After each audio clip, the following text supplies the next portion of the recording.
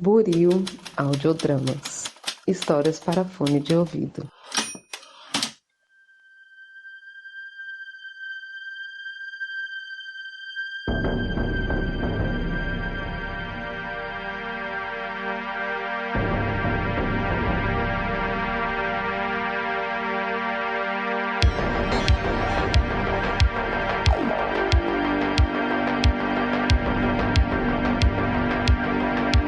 Olá para você que acaba de sintonizar em mais um episódio aqui da Rádio Oslo. Seja mais uma vez muito bem-vindo. Eu sou o Thiago, vulgo James, e hoje irei apresentar mais um episódio de resumo. Dessa vez um tanto quanto diferente, mas eu já chego lá antes de eu explicar de fato. Eu preciso apresentar meu convidado de hoje, né? Uma pessoa tão importante aqui, né? Faz tanto tempo que não aparece alguém aqui, ainda mais ele, né? Já bateu uma baita saudade aqui, né? Então, assim, sem mais delongas, senhoras e senhores, ladies and gentlemen, com vocês, o escritor, o jornalista, o roteirista, o podcaster, falando diretamente de Buenos Aires, ele, Bruno Bussis. Tudo bem contigo, Bruno? Tudo bem, Thiago. Tudo bem. Tava com saudade de gravar também aqui, rádio. Eu acho que já devia ter uma introdução, assim, pra mim. Sabe aquelas introduções de quando vai entrar um novo cantor de forró que faz Bruno! Um monte de efeitos sonoros. Eu acho que devia ter já... Eu já devia estar com uma pronta aí pra quando eu venho, porque eu adoro passar por aqui. Não, a gente providencia pra você uma vinheta exclusiva para ti. Mas tem que ter uma virada de bateria, essa vinheta. Tem que ter um tum-tum-tum-tum. Eu mesmo faço a virada de bateria, obrigado pela ideia. Não sei se você sabe, mas eu sou péssimo montando vinhetas, assim. Eu passo dias em claro pensando como que vão ser esses 15 segundos pro ouvinte ouvir falar, nossa, que bela bosta aí. Mas pra você já me deu rumo aí, acho que vai ficar muito mais fácil. Senhoras e senhores, com vocês, Bruna Bussis.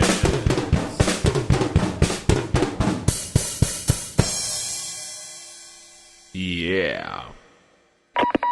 Bruno, antes da gente ir pro episódio de fato, eu preciso explicar pros ouvintes como que vai ser a dinâmica aqui hoje, porque a gente tem uma certa corruptela, né? Eu acho que nem eu mesmo entendi o que eu fiz direito aqui. Quem sabe eu explicando não fica claro pra todo mundo, né? Bom, como eu já disse na abertura, o episódio de hoje vai se tratar de mais um episódio do resumo, só que um tantinho quanto diferente, porque a ideia inicial dos episódios de resumo era de sempre resumir a temporada anterior, para justamente quando novos ouvintes chegassem aqui na rádio, eles não terem que ouvir todos os episódios, né? Eles iam ter um episódio exclusivo só resumindo, e assim eles poderiam seguir o fio da meada com os demais ouvintes, né? Claro que seria muito interessante, depois que eles se apaixonassem aqui pelo meu conteúdo, ouvir todo o conteúdo, né, produzido até então, mas enfim, tinha esse atalho aí para eles de estarem a par dos acontecimentos aqui da grande cidade de Oswaldo Lopes. No entanto, eu, rei da procrastinação que sou, acabei esquecendo de fazer o resumo da segunda temporada, e a gente chegou em junho e eu falei, tá aí, né? Esqueci de fazer esse ano, e eu acho que ficou um pouco tarde, eu acho que não vale mais a pena fazer, né? Eu ainda tava com isso na cabeça essa semana, né? No começo dessa semana eu pensei, tá aí, eu podia fazer um episódio de resumo. Só que eu tava vendo, não faz muito sentido, né? Quer dizer, quando você vai acessar, sei lá, aproveitando, né, o tema de hoje, quando você vai acessar um novo episódio, uma nova série na Netflix e tá na terceira temporada, você vê o resumo antes de ver os episódios, né? Não no meio da temporada, sabe? Então, assim, no final das contas eu percebi que não valia a pena. Só que a ideia, a fagulha surgiu ontem, sexta-feira, quando eu estava no Twitter e eu vi o Bruno comentando acerca de um dos episódios de Love, Death and Robots. Pensei, por que a gente não fala então dessa série e aproveita o formato de resumo para fazer um resumo da terceira temporada dessa série tão aclamada que está no hype aí, está sendo tão comentada da das interwebs. Eu convidei Bruno, assim, no susto mesmo, né? Chamei ele hoje de manhã de sábado, do dia 28 de maio, e de improviso mesmo, estamos aqui agora com esse intuito. Se o episódio vai ficar bom, aí eu já não sei, né? Mas vamos tentar. Se o episódio não ficar bom, a série é boa, gente. Então, pelo menos o entretenimento tá no audiovisual, né? Aqui a gente não garante nada. Mas só então, resumindo o resumo, como que vai funcionar hoje o episódio de resumo, resumidamente resumido, a gente vai pegar cada um dos 9 episódios da terceira temporada de Love, Death and Robots e fazer um resumo delas com o acréscimo de nossas críticas, tanto minha como do Bruno, porque a gente se sente no direito, né? Cinéfilos que nós somos, com contas no Filmou, eu pelo menos tenho mais de 1000 obras vistas agregadas no Filmou, não sei como está a conta de Bruno, a gente se sente no direito de pegar nossos tênis verdes e também nós mesmos sermos críticos de cinema. Tênis verdes? Não tem. Não sei. Eu também não sei qual que é essa história do tênis verde. Eu sei que as pessoas, quando vão falar de crítico de cinema, falam que eles usam tênis verde. Eu nunca vi um crítico de cinema, então eu não posso dizer. Eu não tô nessa da juventude, não tava sabendo, não. Tênis verde, eu já pensei que a gente ia fazer um cropped estilo Jade Picon, já ia começar a desmantelar uma chuteira aqui entre nós. Eu vou nem comentar o quão brega é um cropped de tênis verde da Jade Picon, né? Vamos só pro episódio de hoje.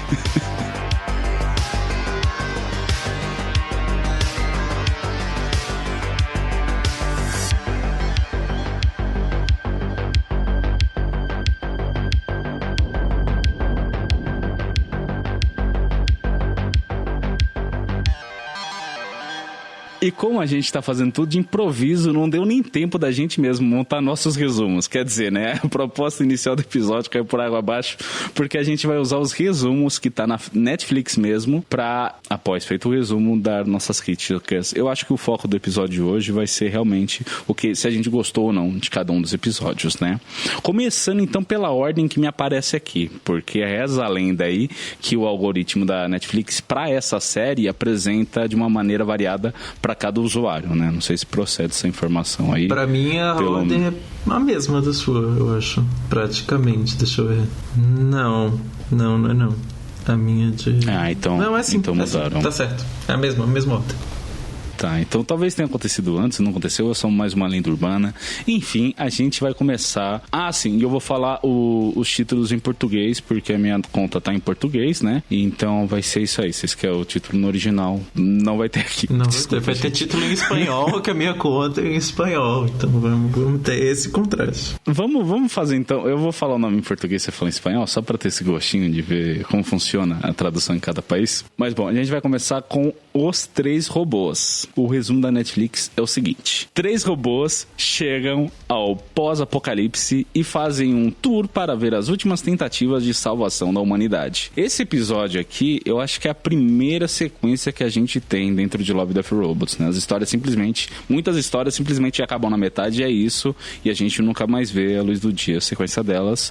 Essa aqui foi uma exceção, né? E não é bem uma sequência, na verdade, né? Eu acho que ele é mais assim uma reciclagem de ideias que tinham acontecido nesse episódio da primeira temporada, mas em outras situações, né? Não sei se você concorda, Bruno. Você lembra do primeiro episódio da primeira temporada? Eu não lembro do primeiro episódio do episódio da primeira temporada, mas eu tive uma sensação de que eu já tinha visto esse episódio quando eu dei play. Sabe quando você dá o play e fala, ué, será que eu tô na temporada certa? Então eu acho que o máximo que eu tive foi isso. Nem me toquei de olhar o episódio anterior, nem nada.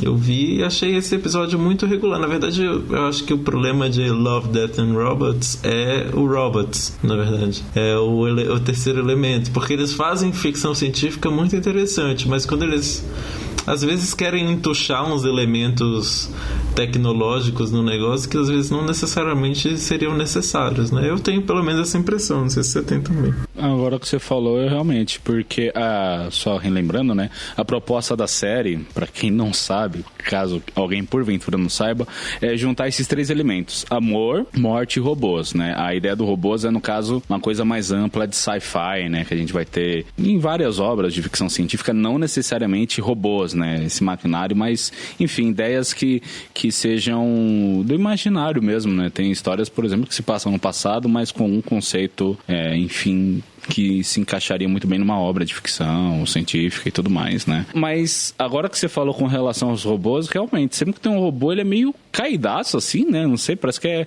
é isso. É uma reciclagem de todos esses pensamentos que a gente já tem de robôs na cultura pop, né? Ou eles são sarcásticos, ou eles são frios. E a ideia dos 3 robôs é isso. Eles simplesmente julgam tudo que a gente fez enquanto sociedade, né? Eu não lembrava muito bem desse episódio da primeira temporada, e aí acabei revendo depois, e é isso, assim, é simplesmente eles passeando por esse mundo pós-apocalíptico, e aí eles ficam questionando hábitos que a gente tinha, como tem uma hora que eles pegam uma bola de basquete e eles falam assim, tá, mas o que eles fazem com essa bola? A outra fala, eles quicavam.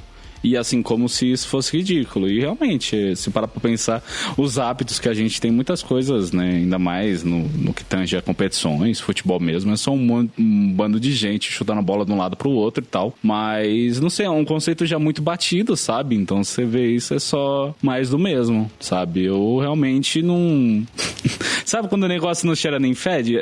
Só tá ali? Pra mim, esse é um episódio bastante ok, assim. Ele não é nenhum episódio marcante, né? Porque essa série tem um pouco disso, né? Ela tem episódios que são super interessantes, tem episódios que são cômicos, tem episódios que são muito dramáticos, tem episódios assustadores, e tem esses episódios que não são propriamente ruins, mas também que não te marcam especialmente, né? Não é um episódio que eu me dedicaria tanto tempo. Não. E assim, até o que tem pra se lembrar dele mesmo, eu acho que é mais o traço, assim, o estilo de animação, né? Eu acho bacana que ele tenta emular eu gosto quando funciona assim, né? Quando ele tenta emular a nossa realidade, né? Ele tenta se aproximar de um CGI mesmo, né? Não sei, um efeito visual de cinema, mas ele tem certa personalidade que você identifica, ele sai ao mesmo tempo. Enfim, ele traz outro conceito, outro visual, assim, eu acho bem bacana. Pelo menos o visual dos robôs eu acho muito legal, os 3. Eu só não...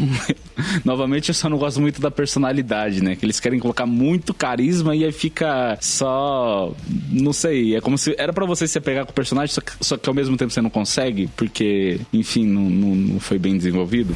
Ele força um pouco o tom de comédia nesse, né? Eu acho que o problema... Não é um problema, basicamente, mas a maioria dos episódios com robôs da série inteira, se você parar pra voltar nos robôs, eles sempre tem esse tom.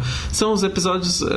Não me lembro de nenhum episódio cômico dessa série que não seja baseado em comédia com essa coisa de robôs que sejam extremamente mortais, mas ao mesmo tempo extremamente cômicos, assim, meio palhacinhos. Sempre o robô tem essa coisa. São episódios às vezes muito sangrentos, mas sempre o robô nessa coisa mais fofinha. Não sei explicar, não sei nem se eu pensei nesse ponto antes de começar a falar. Não, mas você foi falando, realmente eu senti isso. Eu tô aqui na Netflix, eu tô olhando os episódios, sempre que tem robô, é sempre pra uma veia meio cômica. Às vezes é um humor meio ácido, assim, né?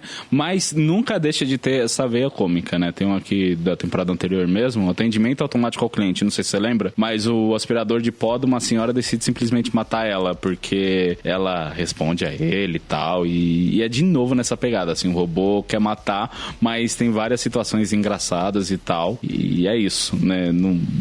Nessa própria temporada a gente ainda vai voltar nesse tema, eu acho, né? Um pouquinho mais pra baixo aqui, eu ainda vou falar disso. Sim, e acho que a gente falou até demais de um episódio não tão marcante assim. Vamos pro próximo.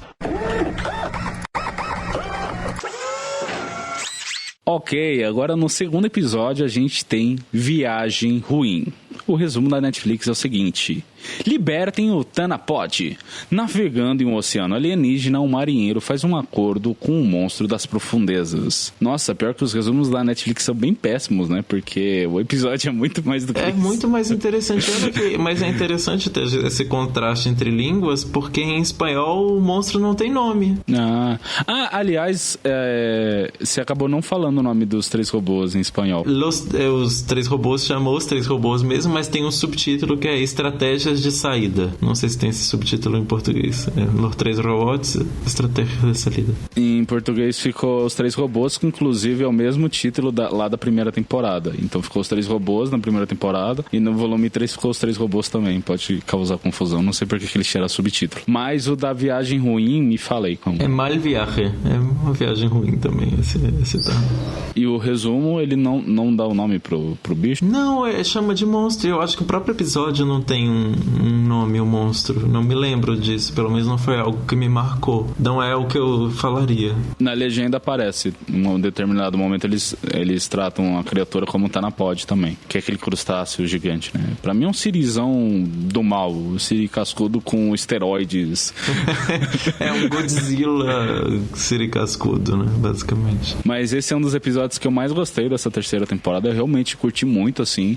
Novamente aquela coisa, né? O traço, o estilo da animação é muito próximo da nossa realidade, mas ao mesmo tempo eu acho que fica muito bem ilustrado na face das personagens, que é outro estilo, assim, sabe? Lembra a nossa realidade, mas com algumas sutis diferenças, assim. Então eu curti bastante. Eles passam todo dentro do navio que foi atacado por um monstro, né? E o monstro meio que se aloja, e aí o capitão do navio meio que faz um acordo com ele, e aí... O que eu gosto muito nesse episódio, e aqui eu posso... Não é propriamente um spoiler, porque, como a gente já tá falando na própria sinopse do episódio, tem essa ideia do acordo, né? É a forma com que o monstro se comunica. Eu acho isso muito legal nesse episódio, né? De usar... Bom, pode ser um pouco spoiler se você ainda não viu, mas, enfim, o monstro usa o corpo das pessoas que ele matou para poder falar. E eu acho essa forma de comunicação que vai ser, inclusive é usada em outros episódios na própria temporada, muito interessante essa ideia de como o que a gente tem medo dessa coisa, né? Dessa coisa que vai vir de longe, vai vir de uma outra esfera do conhecimento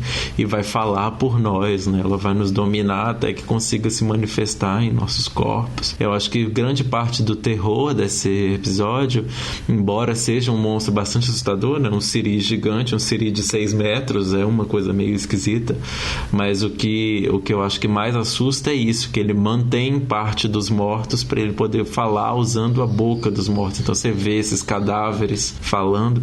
Eu acho que isso é o que dá um aspecto mais, não sei, assustador. Não é bem assustador, mas tem um aspecto gore nesse episódio, né? Não sei se você vai comigo. Sim, não, com toda certeza, sim. Não, essa parte é muito incrível. Eu acho que a ambientação desse episódio é surreal, assim. E uma coisa que eu queria comentar é que finalmente a gente tem um protagonista que ele não é burro, né? Ele tem um plano muito bem traçado e você pode questionar algumas das decisões dele, mas eu acho que no final, esse episódio é muito redondinho, assim, a maneira como ele constrói a narrativa, como inicia, como desenvolve e como encerra, sabe? Se fosse uma redação do Enem, ia tirar nota 1000. Eu não quero fazer muito spoiler, mas eu não gosto muito do desenlace do episódio, não. Ah, não? Não. Eu acho que se a ideia era terminar daquele jeito, não precisava ter passado por tanta coisa pelo meio. Mas enfim, eu não quero falar demais, gente, porque senão o Thiago vai me silenciar, ele vai me censurar aqui, vai me botar um bip. E jamais. Eu tô fugindo disso. É porque assim, a minha ideia inicial era realmente falar com spoiler, só que se é um resumo, eu acho que meio que serve pra chamariz pra galera, então seria bom a gente não entregar todo o jogo, né? Mas enfim, fica aí pra vocês que esse segundo episódio é um dos meus favoritos dessa segunda temporada. Terceiro episódio, O Mesmo Pulso da Máquina. Resumo, que está na Netflix. A única sobrevivente de uma missão de exploração a uma lua joviana começa uma jornada alucinante para tentar se salvar. Em compensação, esse tá entregando basicamente tudo que tem no episódio, realmente. E aí agora a gente chega no meu episódio preferido, que é o Mesmo Pulso da Máquina. Só antes de você falar por que você gosta, me fala o título em espanhol. O título é O Mesmo Pulso da Máquina também, só que você aqui deixa bem claro que é uma lua de Júpiter, a sinopse. Então não sei se isso fica tão claro na sinopse em português, pelo que você leu ou não, né? Lua joviana? O que seria joviana? Eu não sei. Que é de Júpiter? Eu diria que é jupiteriano, que é de Júpiter, né?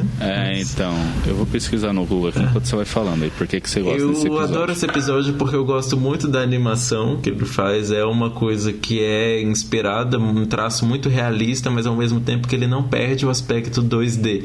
É um episódio que tem muito do 3D, tem influência do 3D, mas ele tem ainda aquele traço, aquele colorido que remete às animações mais clássicas, né, mais feitas à mão, né? E eu gosto porque esse episódio é bastante filosófico no ponto de vista do que é a vida. Basicamente, enfim, são gente, a única sobrevivente dessa missão, que é o tema central do episódio, ela é todo o tempo confrontada com a certeza de que ela vai morrer em algum momento. Então ela está fazendo uma grande reflexão sobre o que é a vida e sobre o que vale a pena morrer, sobre o que vale a pena viver, até que ponto você tem que ficar correndo atrás de resistir, até que ponto você pode se entregar para as coisas. Eu acho o episódio lindo, não sei, eu gosto muito. Eu também curti bastante o traço, me lembrou alguns traços que alguns desenhistas usam para algumas histórias em quadrinho, né?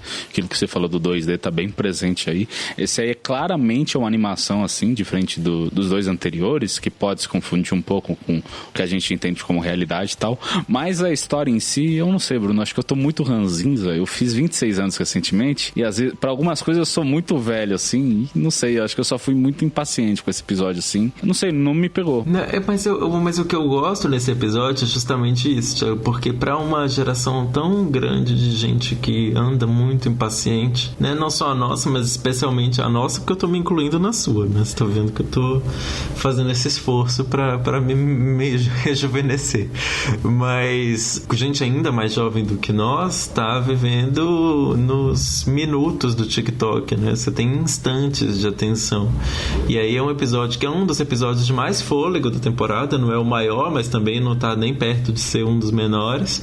E é um episódio basicamente de reflexão, assim, ele não tem muita ação, o que tem de ação nele é o começo, são, sei lá, os 2 primeiros minutos, e aí o restante do episódio inteiro é essa reflexão de, poxa, será que vale a pena mesmo eu continuar caminhando tanto pra ver se eu consigo chegar num carro que vai me deixar talvez na nave, que talvez essa nave vai me salvar? E eu gosto dessa reflexão, e eu gosto que seja um episódio mais lento, que ele diminui um pouco do ritmo de uma série que se propõe a muita aventura e que tem episódios mesmo nessa própria temporada, a gente ainda vai chegar lá, mas tem o que aqui é Equipe Mortal, Time Mortal, que é o, como é que chama em português? Matança em Grupo. E aí a gente vai ter um episódio que é basicamente aventura o tempo todo, né? Então numa mesma série a gente tá contemplando esse público que exige, demanda, sei lá, essa geração que foi criada pelos filmes da Marvel, em que você não tem um minuto que você pode sair no banheiro, que você vai perder tudo, e aí aqui que você tá tendo toda hora uma explosão, uma coisa te chamando a atenção, e você tem aqui uma produção de ficção científica que tá te fazendo pensar, aquilo não tá baseado só em morte e sangue, né? É lindo esse episódio, porque esse é um episódio que tem mortos, ele tem 2 pessoas morrem nesse episódio, mas ele não é um episódio sangrento, na verdade a morte é tratada de uma maneira, acho que a morte mais sutil em todos os episódios dessa série, né? Não tem muito sangue, não tem muito, é a forma que a morte é apresentada de uma maneira mais compreensível, eu acho. Eu vou retirar o que eu disse, esse episódio é do caralho mesmo. Mas porque eu tenho, que nem eu falei, eu chego aos 26 anos e a gente começa a ter umas reflexões de tipo, tá, mas e o pós-vida, né? O que me aguarda depois dessa realidade aqui em que estou inserido? E esse episódio dá uma resposta, né? Dá uma alternativa a isso. E esse ponto me pegou bastante. E no geral você foi falando que ele é mais reflexivo e tal. Eu vou discordar um pouquinho, mas é justamente por conta do formato. São todos curtas, né? Eles têm um limite aí de no máximo 20 minutos. E com esse episódio, o que rola é que o tempo todo é inserida uma nova informação, sabe? Com relação a tudo. Ele tem muitos estímulos visuais também, né? Mas eu entendo o que você falou com relação a ele ser meio que no contrafluxo da geração TikTok. Porque eu acho que é isso. Parece que as pessoas têm muita impaciência pra tudo, sabe? Elas querem todas as informações ao mesmo tempo e não se contentam com nada, sabe? E esse episódio não, ele meio que toma o tempo para as coisas assim, e eu também curto. Na real, eu tive um pouco de, não vou dizer nem ranço, eu só fui ranzinho um pouco com ele mesmo, porque o episódio anterior eu achei ele muito bom, assim, sabe?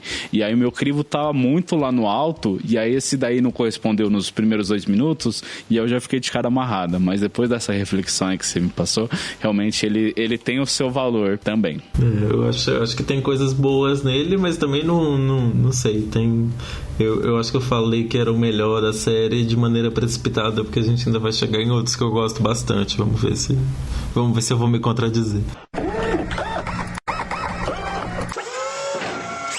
Quarto episódio, então. Noite dos Mini-Mortos. Uma transa profana no cemitério acaba mal e dá início a uma praga mundial de zumbis. É o apocalipse mais fofo que você vai ver na vida.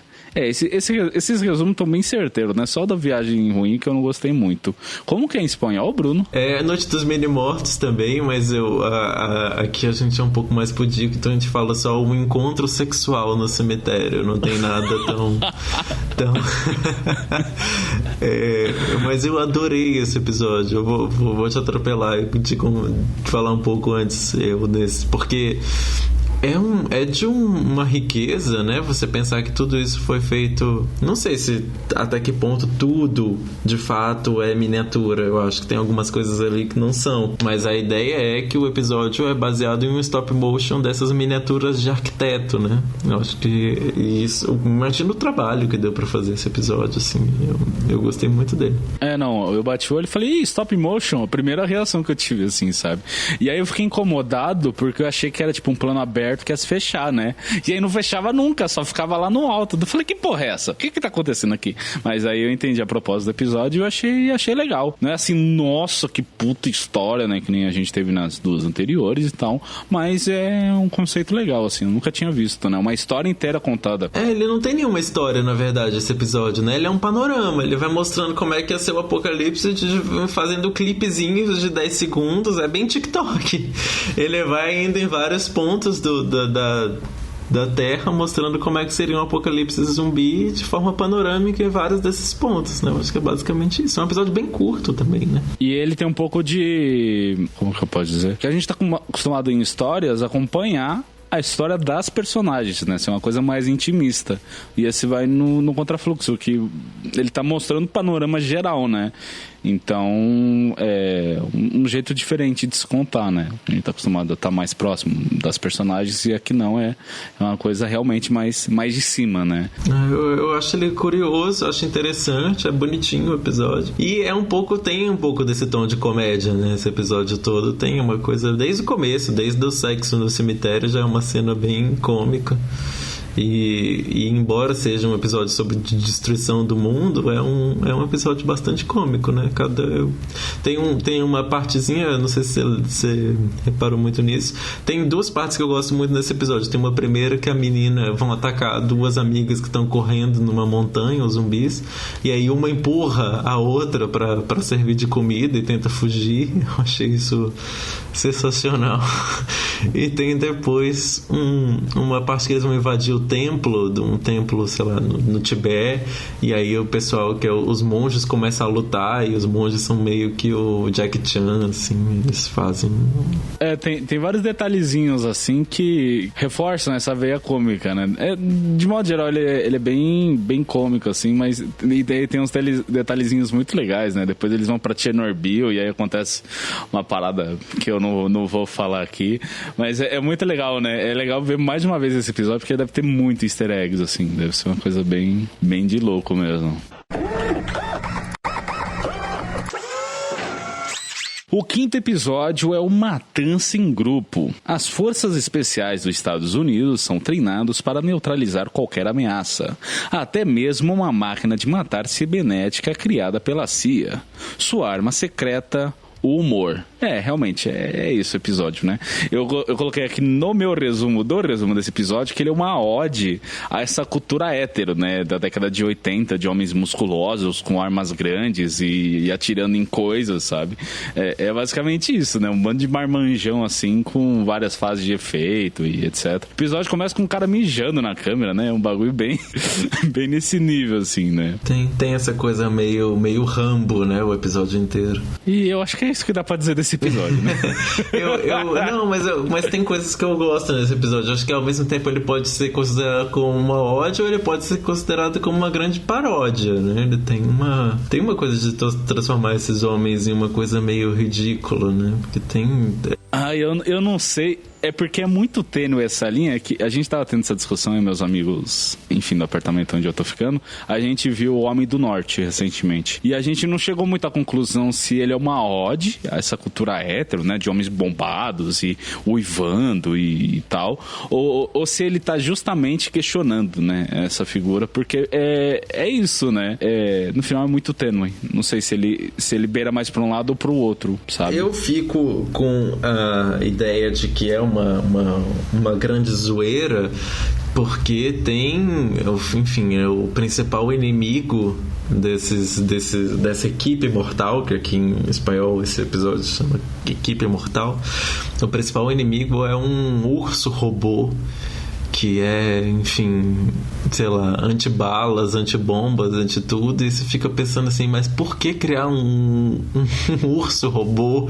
E eu acho que é daí que vem a graça do grande inútil que são esses caras. Eles são bombados, eles são incríveis, mas eles no final são inúteis, e eles estão todos morrendo por um monstro que foi criado que é absolutamente inútil. A grande ameaça cibernética da CIA é um urso robô, mas pra quê? Entendeu? Eu acho que ele revela um pouco esse vazio de significado dessa cultura de ficar todo mundo, sei lá, sendo muito um excesso, um acúmulo gigantesco de coisas sem importância, na verdade. Do jeito que um trata o outro, né, com apelidinhos, e fica toda hora questionando a masculinidade um do outro e tal, porque isso e aquilo e não sei o que, eu acho que fica nessa linha. Mas o que fica mesmo do episódio, assim, que ele é voltado pro humor, né, e um humor mais ácido, assim, né, o gore é bem evidente, muito sangue e tal. Pra variar o traço, eu achei bastante bacana, achei muito bonito, assim, né, o estilo da animação também. E nesse episódio tem essa figura que é um robô que acho que ainda não tinha aparecido nessa série, que é esse robô que vive exclusivamente para exterminar a humanidade, né? Eu acho que esse não era um lugar comum, mas ao mesmo tempo tem o outro robô, que é o antagonista, que é o robô fofinho, bonitinho e que esconde 1 milhão de armas. E que já é um lugar comum da série, na verdade, né? Aparece em todas as temporadas esse robô que aparentemente é inofensivo e que na verdade é uma grande ameaça. Ele aparece sempre aqui.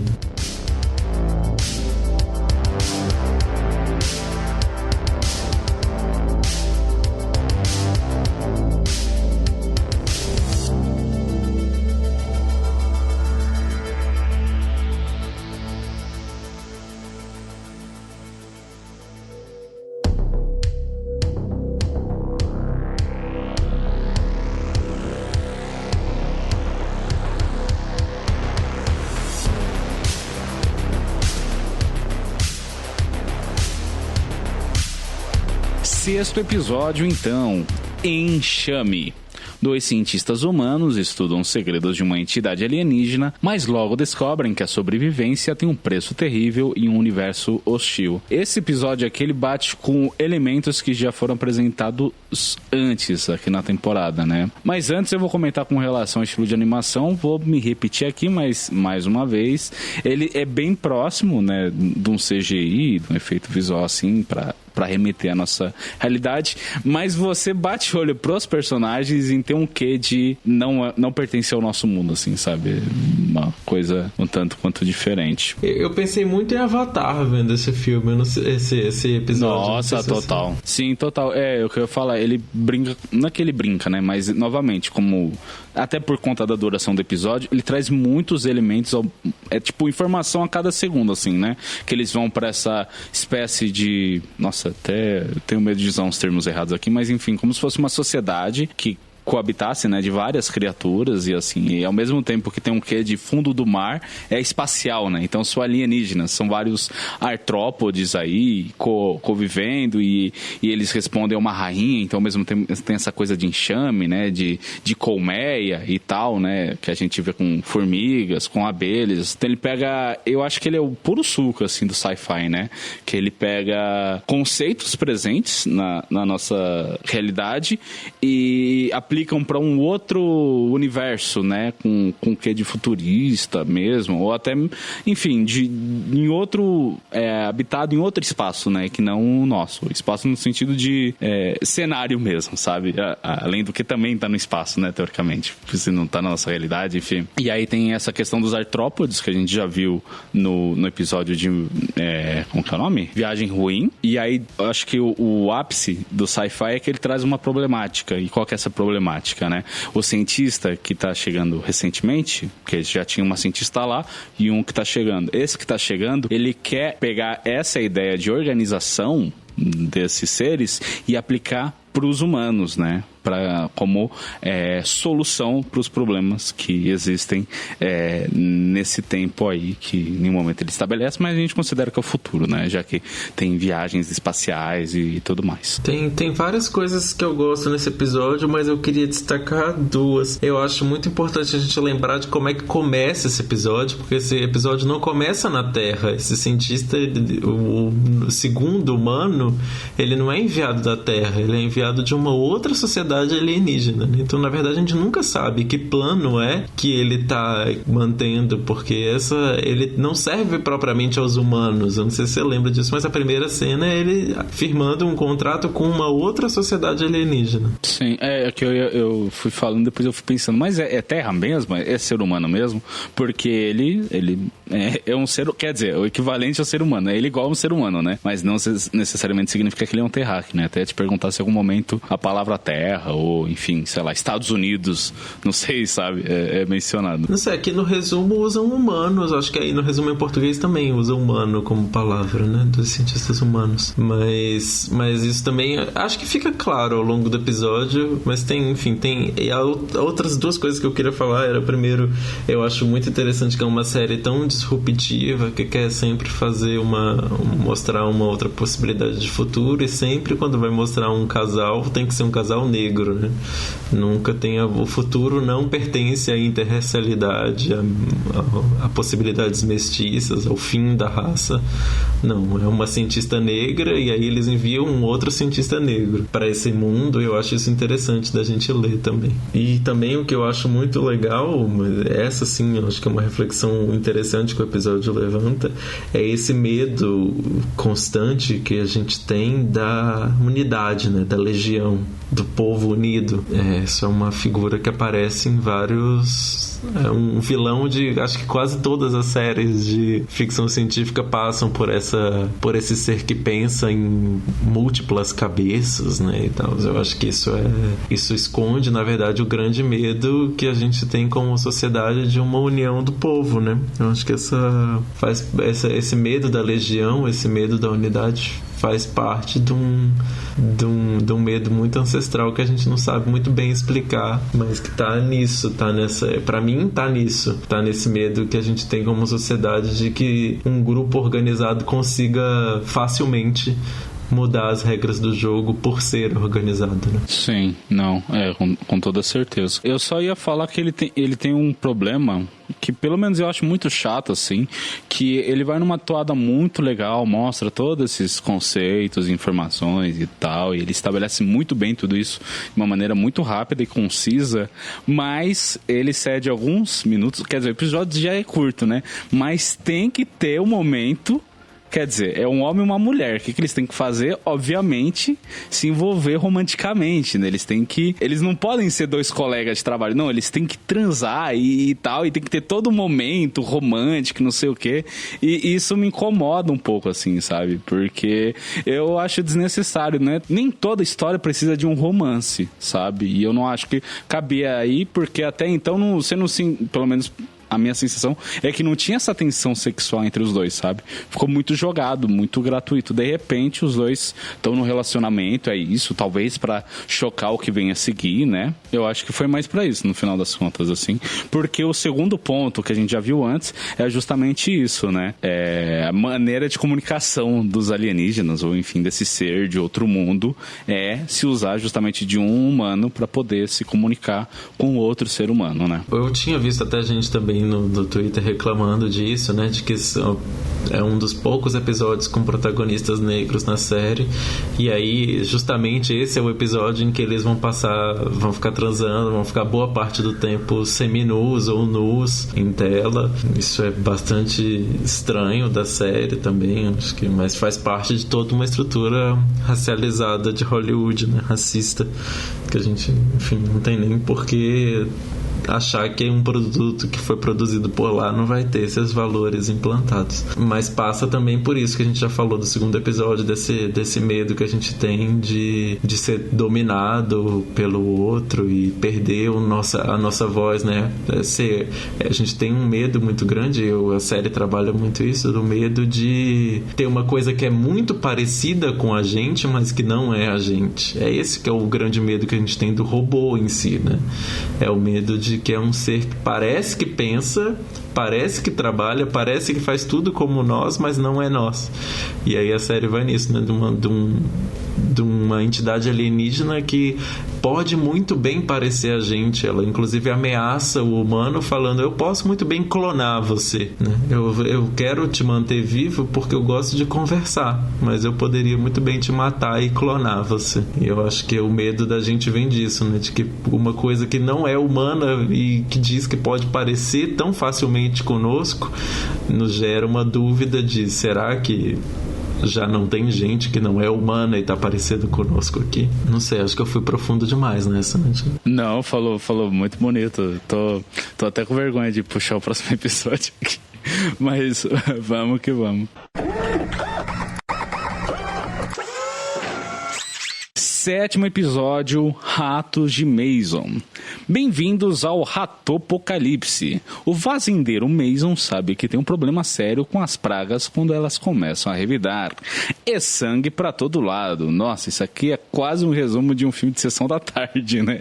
E eu acho que o resumo em espanhol é bem diferente, Thiago. O resumo em espanhol é quando os ratos começam a contra-atacar, um granjeiro se dá conta de que ele tem que controlar a praga que está atacando sua fazenda como uma verdadeira odisseia. Esse apocalipse vai tingir a sua tela com as cores do inferno. Caraca, eu gostei muito mais do resumo em espanhol. Mas é isso, né? Temos um fazendeiro aí escocês, eu acho. Eu acho que é escocês, né? Enfim, é pra aquelas bandas lá do Reino Unido. Mas ele tem sotaque, tem um baita visual, com bigodão e tal. Mas é isso, ele tá na sua fazendinha, o Sr. Mason está na sua fazendinha, quando ele vai acessar um dos celeiros e é atacado por ratos que parecem ter algum nível de consciência, tanto para formar uma sociedade, mas mais do que isso, como toda boa sociedade, desenvolve tecnologia bélica para contra-atacar, né?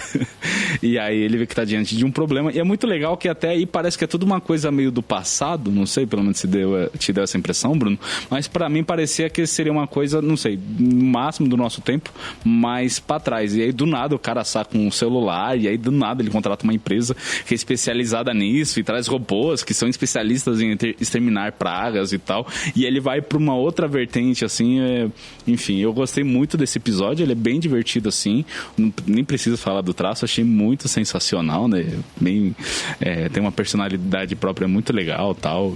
É um dos episódios cômicos com mais profundidade também, né? Ele junta tudo. Eu acho que ele tem drama, ele tem comédia, ele tem o traço divertido. Ele é um episódio que tem... Assim, eu acho que ele não desagrada ninguém. Embora eu goste mais dos episódios mais filosóficos, e tem gente que com certeza vai gostar mais dos episódios mais cômicos, esse é um episódio em que todas as linhas da série passam por ele, né? Eu acho. Sim, não, com toda certeza. Eu acho que ele dosa muito bem tudo, assim. E você pode pegar a ótica que você melhor preferir também, assim, né? Você pode ir tanto por uma veia mais cômica, e ficar só nisso, como também junto com esse humor que tá presente nele, você também nos momentos, não sei nem se reflexão cabe muito bem, mas enfim, algumas ideias que ele aponta, né? Alguns pensamentos que estão ali, você pode ignorar ou não, e aí refletir em cima disso, enfim.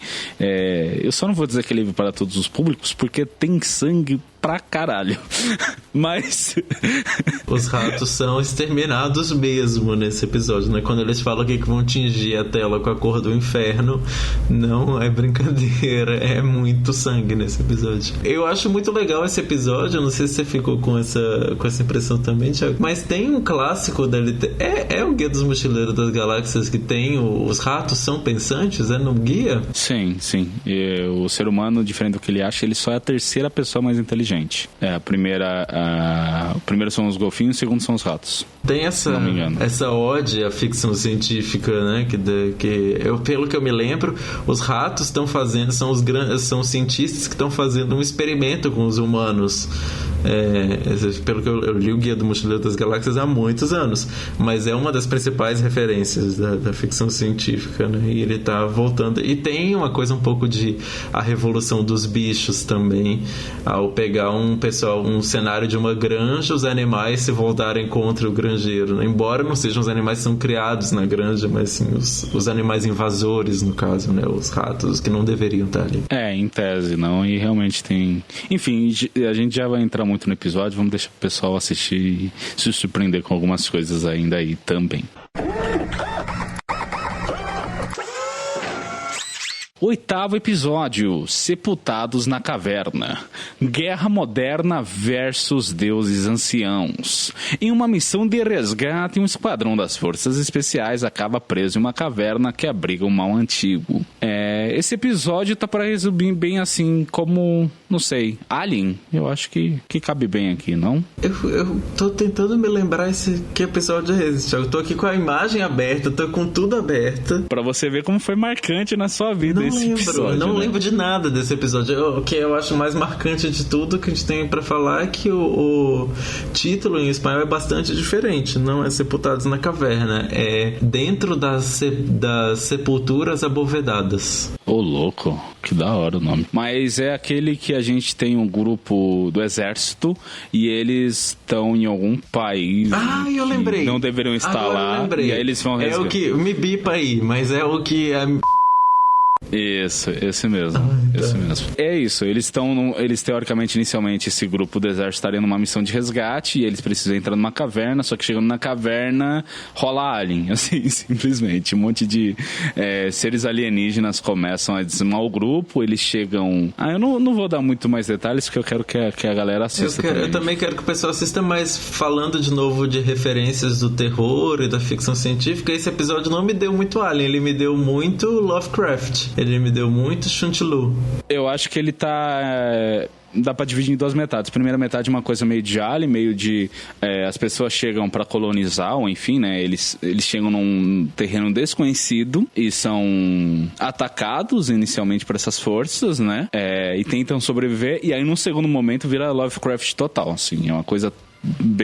é um mal tão mal, tão evil, tão cê tá louco, maluco, bagulho sinistro, que não dá pra resumir em palavras, assim, né? Ele até flerta em um momento, né? Tenta mostrar um pouco do que é esse terror, mas, enfim, o Bruno já falou como que se encerra o episódio, mas eu bipei. Bipa mesmo, senão a audiência vai me matar. Só um último comentário, esse episódio me dá um pouco de preguiça por causa desse estilo de animação, que nem eu te falei, eu não gosto de animações que tentam ser realistas demais. Se quer ser realista demais, faz live action, sabe? A vantagem da animação é tirar a gente da nossa realidade. Eu até achei que esse episódio tinha sido feito por atores, porque você olha alguns rostos, principalmente o rosto do capitão lá, ele me lembra um médico não sei se é um médico de Grey's Anatomy ou é, sei lá, um ator. Eu acho que ele tá na Marvel. Eu acho que me lembrou o cara que faz os Ossos Cruzados. Deixa eu ver se é o Ossos Cruzados, então. Mas ele tem uma cara de ator, né? Não parece que foi um ator que foi lá, gravou tudo e eles colocaram na... que fez captura de movimento, né? Que a gente teve na temporada anterior com o Michael B. Jordan. Eu acho que... o Michael B. Jordan acho que é o mais famoso. Acho que até chegaram a chamar outros atores, mas que eu me lembro de cabeça, assim. É o Michael B. Jordan, e nessa temporada tem essa cara de que são realmente atores, que nem eles fizeram com Until Dawn, aquele jogo do PlayStation 4 e tal. Realmente tiveram atores fazendo captura de movimento pra encenar essa história. Só que assim, acho que se você chama um cara desse peso, que nem o Michael B. Jordan, faz logo um live action, pelo amor de Deus, não, tem que ficar fazendo CGI, sabe? É só pra lotar os estúdios de CGI de mais e mais trabalho, né? E no final a gente tem a discussão do She-Hulk de novo. No final esses estúdios eles meio que usam como portfólio mesmo. Fala assim, ó, do que a gente é capaz de fazer. Você quer isso na sua produção aí? A gente é capaz, sabe? No final das contas, parece que é isso. Eles exageram nas texturas e no realismo pra se vender, né? Eles estão aí pra isso, né? Não vou criticar os caras por isso, mas... e também, claro, que é louvável que algumas animações se usem do CGI pra fazer uma coisa mais realista e tal. Eu só acho que o mal de Love, Death Robots é isso, sabe? Parece que é uma briga pra ver qual estúdio consegue ser mais realista, quando a gente pode enveredar pra outros caminhos, né? Pra outros traços e enfim, né? Contar as narrativas de outras formas. Pixar tá fazendo a gente chorar com um grupo de bonecos já tem 2 décadas, né? Então você não precisa ser realista para ser emocionante. Nono e último episódio que causou confusões em mim e em Bruno, que se chama Fazendeiro. A sinopse é: um cavaleiro surdo e uma sereia mitológica se envolvem em uma dança mortal repleta de sangue, morte e riqueza. E eu vou me contradizer aqui já, porque em nenhum momento desse episódio eu consigo entender que era uma animação. O bagulho é tão sinistro, surreal, do caralho, que pra mim era live action. Não é possível um negócio desse. Não sei, você ficou com essa sensação, Bruno? Porque... Totalmente. A figura da sereia... mas antes de eu comentar, é engraçado que esse episódio se chama Fazendeiro, né? É isso que surgiu a nossa confusão. Até porque em espanhol é... Jibaro. E aí eu fiquei... depois que você falou que chamava Fazendeiro, eu fui procurar o que era Jibaro, né? Porque não conheço essa palavra e descobri que em Porto Rico Jibaro é uma figura mais ou menos como capataz. Então acho que o nome seria algo nesse estilo, um nome que se aproxima. Tem essa coisa dessa, sei lá, tem uma coisa com o fazendeiro, mas eu acho que é disso, dessa coisa desse cara que foi criado no campo e que é um cara de armas, mas que ao mesmo tempo é um cara da terra. Eu acho que é isso que a palavra quer dizer. Mas fazendeiro é uma palavra muito ruim. Eu, se fosse traduziria então para capataz, como ideia. Com toda certeza, porque eles estão no mato e tal, mas não tem ninguém arando uma terra em cima de um carro. Quer dizer, tem cavalos e tal, mas... E eu acho que o que eu acho estranho é botar ele como título do episódio, né? Porque a grande figura desse episódio é a sereia, pra mim. Não tem nem comparação, eu acho, de uma coisa com outra. Embora ele tenha mais tempo de tela, o segundo em que ela aparece, a primeira aparição da sereia, ela já captura a história toda pra ela, assim. Sim, não, com toda certeza. Acho que no final das contas o protagonista é ela, né? Apesar que... Não, a gente tem uma dualidade aí, né? Tanto o Cavaleiro Surdo como a sereia, né? E, esse episódio, ele me pegou já no começo, assim, porque ele é muito colorido também. Eu adoro coisas coloridas, né? Não, mas brincadeira. O visual do episódio é muito bonito e a narrativa se desdobra de uma forma, assim. Eu acho muito louco, porque ele é muito frenético, sabe? E eu acho que é aí que tá o porquê que você perdoa ele por ser realista. Porque ele não é realista, ele é hiperrealista, né? Ele é muito mais do que realista. A água é muito mais do que azul. A árvore é muito mais do que verde nesse episódio. É tudo muito. Que deixa muito claro que, na verdade, não é um filme. Porque se fosse um filme, seria um filme com filtro. Tem uma coisa muito evidente no colorido mesmo que você tá falando, nesse excesso, né, da coisa do... Não, e ao mesmo tempo você sabe que é como se fosse um filme, só que é um filme, tipo, com contraste estouradaço, assim, é tudo muito marcante, muito vibrante, muito chamativo, né? É tipo uma viagem com ácido. Sim, não, com toda certeza, real, assim. E é legal que ele não tem uma linha de diálogo, ele é todo visual, assim, é um bagulho de louco, assim. A história é contada em 17 minutos e você entende todas as nuances e você não tem uma fala. Quer dizer, a história se conta de outra forma, né, do que não verbalmente. Isso eu achei também muito incrível, assim. Você sabe que ele é surdo porque a imagem te mostra que ele é surdo, sabe? Até o momento que Opa, calma, segura o spoiler aí. E eu acho muito legal como a história vai se desdobrando assim. A gente tem as reviravoltas, mas é tudo muito fluido, muito coerente, coeso, sim, sabe? E os efeitos são sensacionais, o efeito pra criar a sereia. E eu acho linda a forma em que a sereia seduz, porque como é um episódio baseado na surdez, né, na ausência de som, embora seja um episódio com som, não é que ele não tem, mas tem o som da sereia, só que não é por aí, não é aquele som de sereia que a gente está acostumado a escutar nela. Ela seduz muito mais pela presença e pela dança. É um episódio que na verdade é uma grande homenagem ao balé, né? E a instituição da dança, porque essa sereia dança e as pessoas meio que vão dançando atrás dela, assim, meio loucas, igual a história do flautista lá, né? Os ratos meio que vão seguindo, porque ela dança e as pessoas vão dançando atrás dela até se afogarem. Isso não é um spoiler, porque isso é, sei lá, o terceiro minuto do episódio. E a partir do momento que você fala que tem uma sereia na história, não tem como você associar outra coisa, né? Sim. E a imagem dela me impressionou muito. Eu fiquei muito pensando na história de Oxum, no Orixá, porque é isso, essa sereia repleta de joias, é essa figura que tá na água, mas que não é confundida com um peixe. Eu acho que eu até falar que ela é sereia é estranho, porque ela não tem nada de... Ela é muito mais uma deusa, né? Uma deusa daquele lago do que uma sereia por si, assim. Ela parece uma proteção da natureza muito maior do que a sereia, até porque a natureza depois vai atuar para protegê-la de uma maneira que a gente não vai falar aqui, porque aí já é muito spoiler também, mas a natureza muda em função dela, né, para defendê-la. Não, é sensacional. Eu não sei você, eu imagino que eu já sei a sua resposta, mas enfim.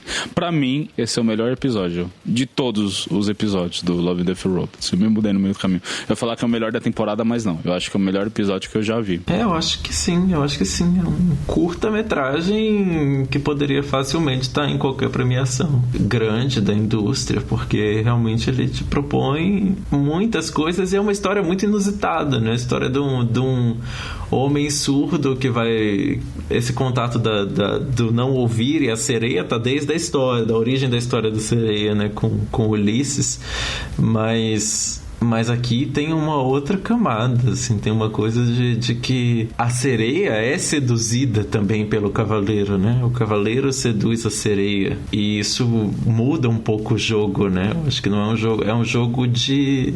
É isso, né? O que esse contraste entre o resumo fala de sangue, morte, tesouros, mas também é um contraste de libido, de amor, né? Tem uma coisa que é mais profunda, né?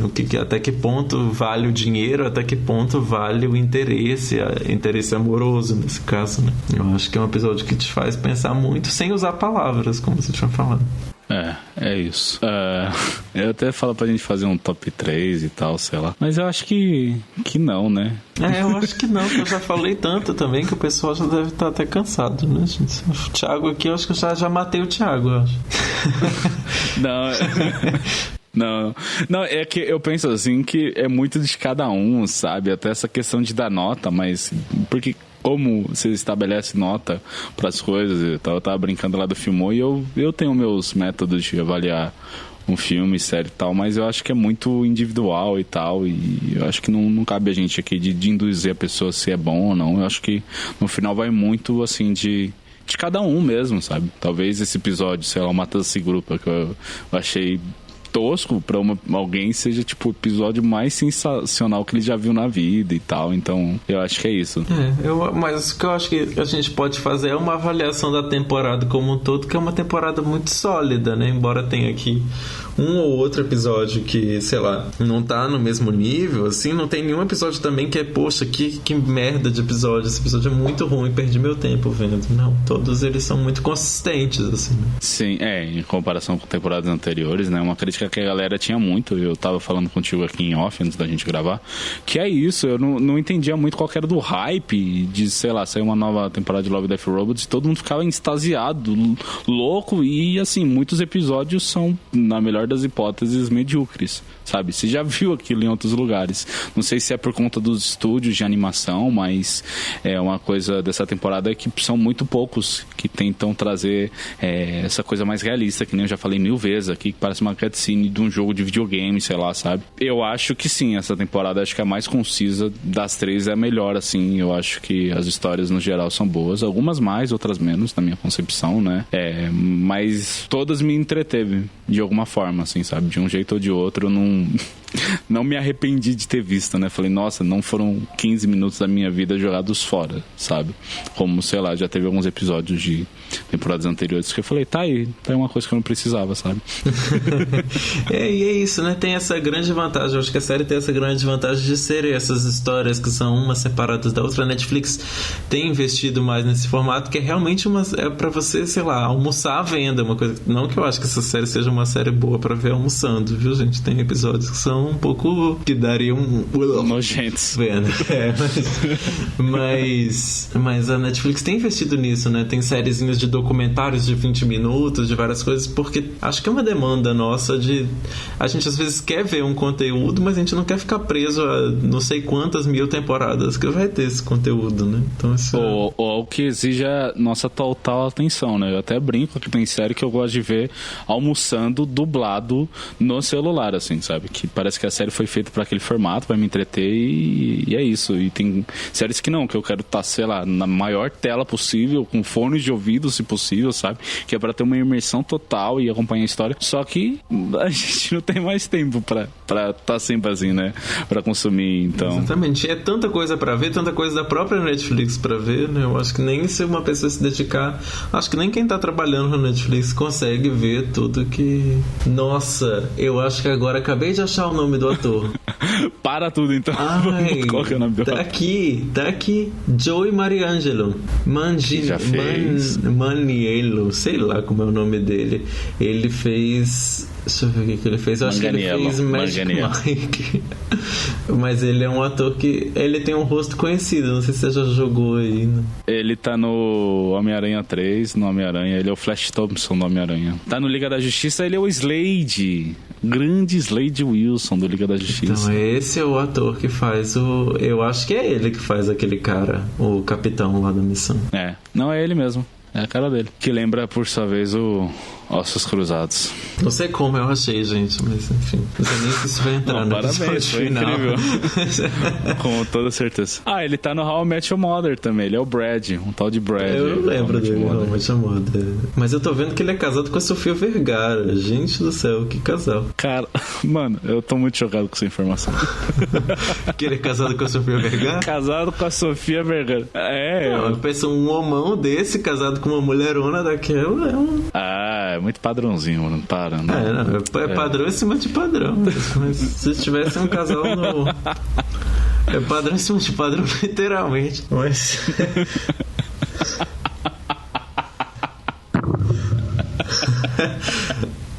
Acho que a gente pode encerrar, né? Com essa fala. Padrão em cima de padrão. Bom, é isso então. É isso, gente, muito bom. Eu fui Thiago, vulgo James, esteve aqui comigo Bruno Bussis e você foi o nosso ouvinte. Tchau, tchau. Tchau, pessoal. Foi ótimo estar aqui. Espero que seja convidado para voltar depois dessa. Você me prometeu uma vinheta, hein? Então...